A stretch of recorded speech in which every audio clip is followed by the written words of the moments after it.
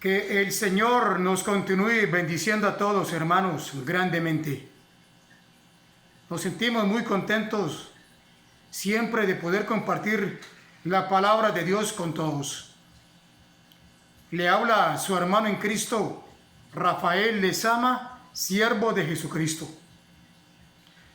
Como siempre, diciéndoles que si aún no te has suscrito al canal, sabes que puedes hacerlo en este momento. Es totalmente gratuito. A la vez, si el mensaje es de gran bendición para su vida, puede compartirlo con más personas. Les puede dar un like al mensaje para que YouTube también lo recomiende a más personas. Puedes hacer tus comentarios para enriquecer los temas que estamos tocando. En estos últimos hemos hablado mucho de Apocalipsis, como la aparición del anticristo, la marca de la bestia. Hemos hablado de la iglesia de Éfeso, introducción al Apocalipsis, algunos otros temas más de corte teológico. Hoy vamos a estar hablando del tema los dos testigos de Apocalipsis 11. Y vamos a leer precisamente ahí. Y dice de la siguiente manera. Si usted tiene su Biblia, le pido por favor que me siga despacio, con mucho cuidado, para ir viendo con lupa lo que nos dice en las Sagradas Escrituras.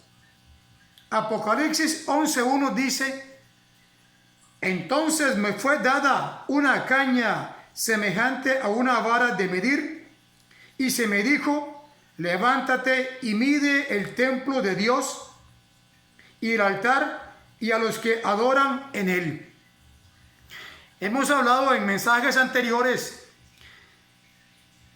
que este templo de los judíos va a ser reconstruido, porque en el momento actual los judíos, los israelitas, no tienen un templo donde adorar a Dios, como lo tuvieron desde el tiempo de Salomón y después de la deportación de Judá, que fue reconstruido.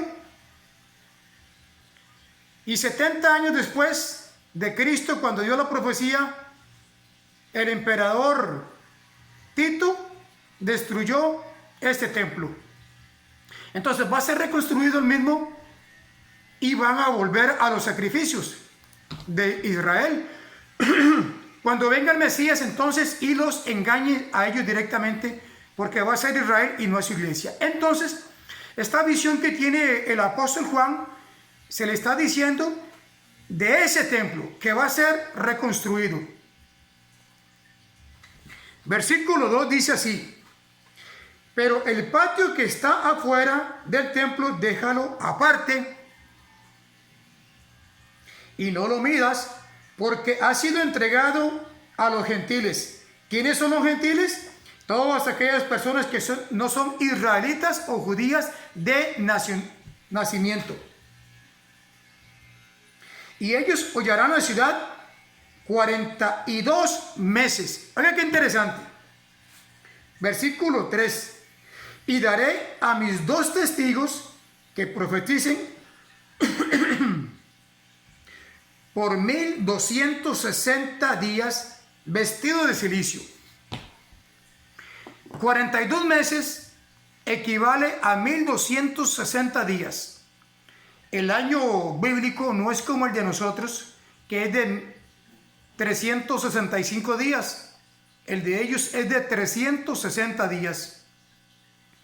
Entonces, 42 meses equivale a 3 años y medio o a 1260 días. Y esto está hablando aquí de la última semana de Daniel 9:27, pero prácticamente la mitad de la semana, los 3 años y medios últimos.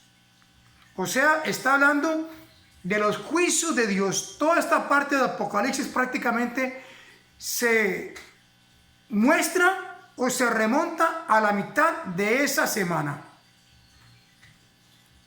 Seguimos leyendo, donde dice, versículo 4, estos testigos son los dos olivos. Esto nos remonta también o nos traslada a Zacarías capítulo 4. Usted puede leer con más detalle todo este tema, todo este desenlace. Yo voy a estar así tocando a grandes rasgos. Pero Zacarías capítulo 4 habla de los dos olivos y aquí mismo lo está confirmando, como que retoma el tema.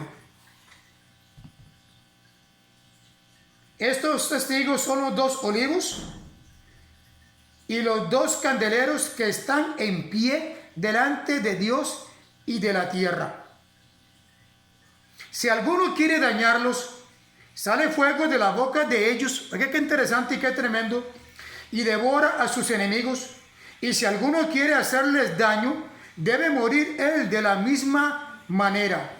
En este tiempo ya no es el tiempo o la dispensación de la gracia, hermanos y hermanas, amigos y amigas. La gracia nos encontramos en este momento cuando, que es Cristo mismo, ha venido para que usted y yo seamos salvos por gracia, un favor inmerecido. Ya para esta época de la segunda semana de Daniel ya no es la gracia, ya el tiempo de la dispensación se ha cerrado. Y lo que está es los juicios de Dios para esta tierra y para todos los moradores cuyos nombres no estaban escritos en el libro de la vida. Y Israel entonces mismo está recibiendo en carne propia la ira de Dios. ¿Por qué? Por haber desechado a Cristo como Mesías y la gracia de Dios. Entonces aquí dice que estos dos testigos tienen el poder de Dios para que si alguien quiere hacer algún daño a ellos, deben morir de la misma manera. Es un tiempo de justicia y de juicio. Ahorita Dios, en este periodo que estamos, Él no nos manda a nosotros a vengarnos de los semejantes, sino que encomendemos nuestra causa delante de aquel que nos llamó como siervos y como sus hijos.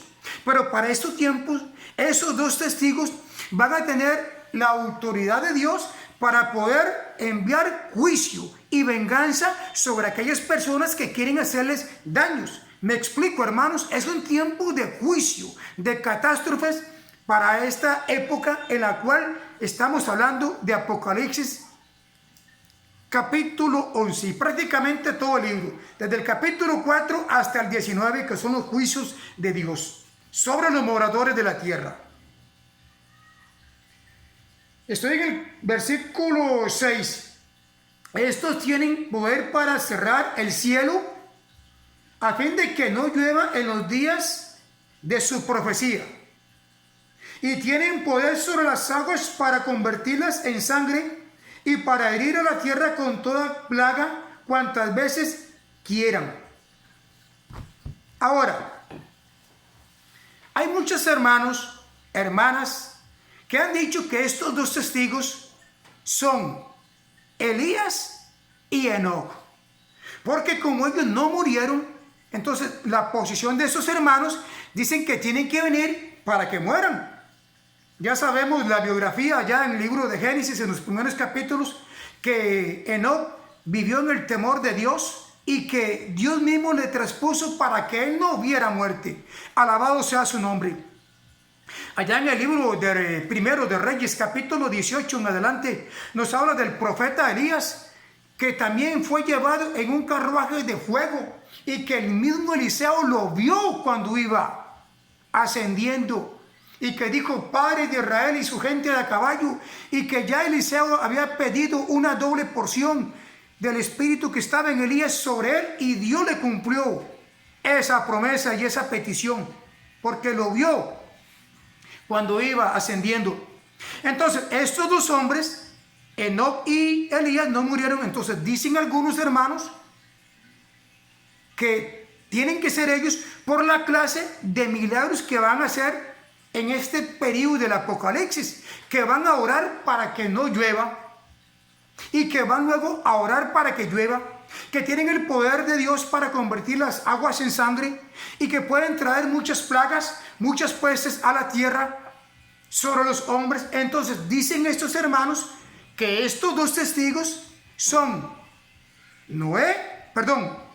Enoc y Elías, porque no murieron. Y también se basan en el versículo de Hebreos 9:27, que dice así, que está establecido por los hombres, que el hombre está establecido por Dios, que el hombre muera una vez y después de esto es juicio. Entonces, por ese versículo dicen estos hermanos que ellos tienen que morir. Pero hermanos, estos dos hombres, Enoc y Elías, es un prototipo o es un anticipo del arrebatamiento que le va a suceder a la iglesia. Que así como ellos fueron arrebatados y que fueron transformados en vida, entonces la iglesia en algún momento determinado va a ser transformada. Entonces yo pregunto y digo a sus hermanos, ¿y qué? Todos los que van a ser arrebatados o que vamos a ser arrebatados, porque no sabemos en ese momento. Por eso hay que vivir preparado, alerta, atento con Dios, porque ese momento podría ser ahorita. Pero todos los hombres, las mujeres que en ese momento que estén vivos y que Dios los vaya a hacer arrebatados en las nubes, entonces ¿qué? Después van a tener que venir a la tierra a morir. No, ¿verdad que no? Porque van a ser transformados en un abrir, en un cerrar de ojos, a la final de la trompeta, porque se tocará y los muertos en Cristo resucitarán primeros. Pero bueno, estos hermanos, que son muchos por cierto, dicen que esos dos testigos van a ser Elías y Enoc. En el caso mío muy personal, yo digo, hermanos, que no van a ser estas dos personas, y que tampoco Moisés, aunque Dios lo enterró allá en el monte Nebo, según dice Deuteronomio 34, del 6 en adelante. Pero yo digo que van a ser dos personajes de la época actual. Dios no necesita, hermanos, traer hombres y mujeres del pasado al presente para hacer su ministerio, para hacer su obra, porque en esta vida, aunque somos importantes, nadie es indispensable. Dios lo puede estar utilizando mucho a usted que me está escuchando, que me está viendo, y a mí también, pero nosotros somos pasajeros. Moriremos y vendrán otros y otras que van a continuar con el ministerio de la obra del Señor, porque el único indispensable es el Padre, el Hijo y el Espíritu Santo. Pero allá, para ahondar un poquito más en ese tema, allá en Malaquías capítulo 4, Dios está diciendo que Él va a enviar a su mensajero. Vamos a leerlo, hermanos, para ir corroborando este pasaje. Malaquías es el último de los profetas en cuanto a escritura se refiere del Antiguo Testamento, y nos dice de la siguiente manera, ve qué interesante. Capítulo 4, dice así, versículo 5.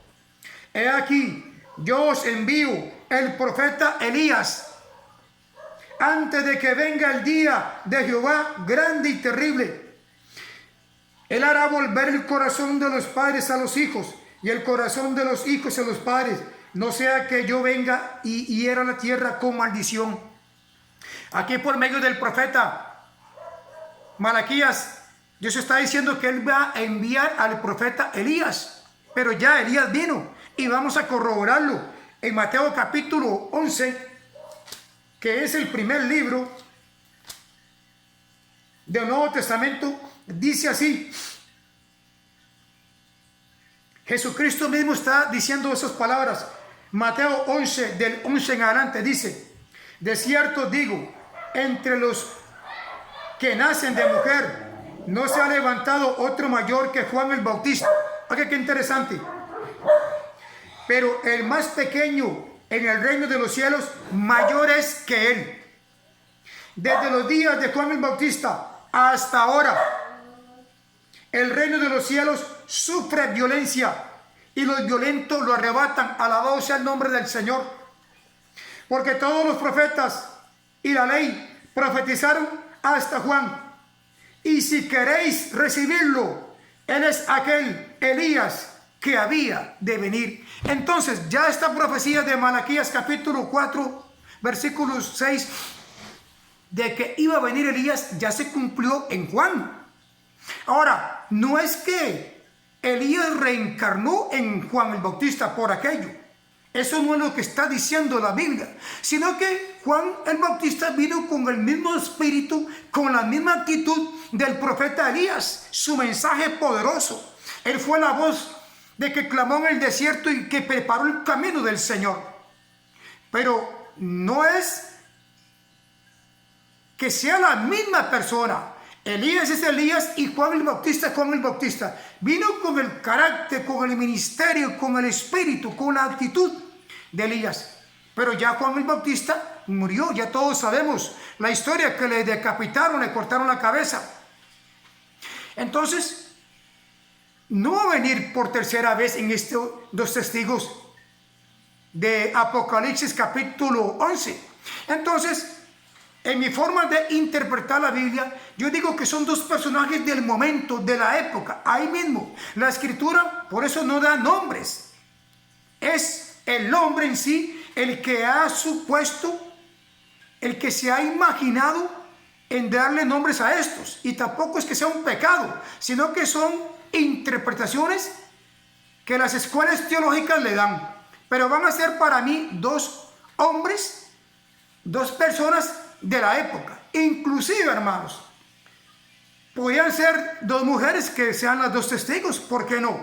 O podría ser un hombre y una mujer. Solamente Dios sabe quiénes van a ser. Lo cierto es que estos dos personajes van a estar predicando en esa época de aflicción, de angustia, una época bastante oscura, de juicio, de temor. Para las personas que estén ahí, en ese tiempo de la gran tribulación, esos 3 años y medio, van a estar escuchando un mensaje directamente de boca de ellos. Dios los va a comisionar, los va a empoderar, les va a delegar una autoridad y un poder tremendo. Pero sigo leyendo aquí en el pasaje. Estamos entonces en Apocalipsis capítulo 11. Dice, entonces, versículo 7, cuando hayan acabado su ministerio, la bestia que sube del abismo hará guerra contra ellos y los vencerá y los matará. ¿Pero cuándo? Hasta que hayan acabado su testimonio o su ministerio. Desde el momento que estos dos personajes van a aparecer, el anticristo ya va a estar desenmascarado, ya va a estar en su apogeo, llamémoslo así.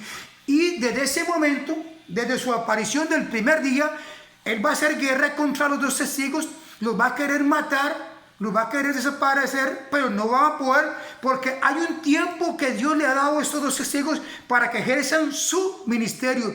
3 años y medio, 1260 días, 42 meses. Una vez que ellos ya han terminado, entonces la bestia los va a matar. No porque la bestia, tenga más poder que los dos testigos, porque dice Primera de Juan 4:4, que mayor es Cristo que está en nuestro corazón que el que está en el mundo. Alabado sea su nombre. Sino que Dios va a permitir que los mate para poder glorificarse. Alabado sea su nombre. Ahora lo que sigue diciendo acá, hermanos. Estamos tocando esto así a grandes rasgos. Versículo 8. Y sus cadáveres estarán en la plaza de la gran ciudad, que en sentido espiritual se llama Sodoma. ¿Por qué Sodoma? Porque va a ser, Sodoma podríamos decir que es como una libertad sexual a todas luces, y Egipto, que es, se podría decir, la mundanalidad, todo lo permitido, donde también nuestro Señor Jesucristo fue crucificado. Y de los pueblos, tribus, lenguas y naciones verán sus cadáveres por 3 días y medio y no permitirán que sean sepultados. Oye, qué ingratitud. No van a permitir que los sepulten, que los entierren. Lo van a tener ahí como exhibiéndolos, porque se van a alegrar. Vean lo que sigue diciendo acá la palabra. En el versículo 10, y los moradores de la tierra se regocijarán sobre ellos y se alegrarán y se enviarán regalos unos a otros, porque estos dos testigos o estos dos profetas habían atormentado a los moradores de la tierra Imagínense, hermano y hermana, amigo y amiga, los moradores de la tierra se sentían atormentados cuando usted y yo predicamos este evangelio que confronta a las personas. Porque la Biblia es como un espejo, la palabra de Dios. Uno se ve tal cual es por dentro sin necesidad de que nadie lo diga.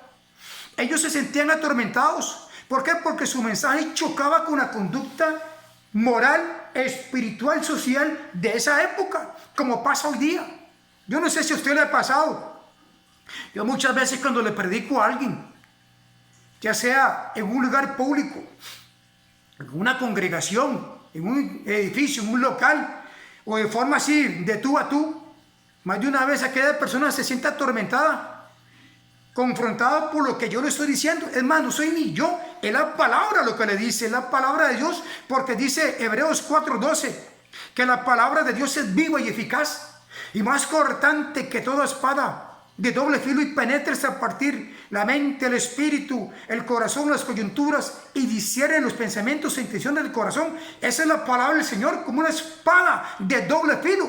Así se sentían estas personas atormentadas por la palabra de Dios. Versículo 11. Pero después de 3 días y medio entró en ellos el espíritu de vida. Bendito sea el Señor, enviado por Dios, y se levantaron sobre sus pies, y cayó gran temor sobre los que los oyeron. Y oyeron una gran voz del cielo que les decía: subid acá.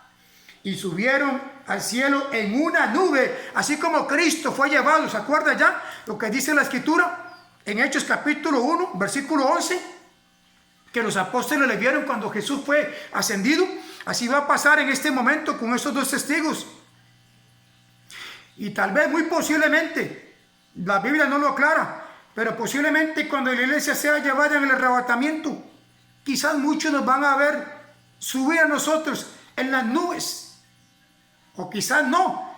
Pero lo que quiero decir es que tanto Jesús, los discípulos le vieron subir, y a estos 2 testigos también. Vea lo que sigue diciendo, hermanos.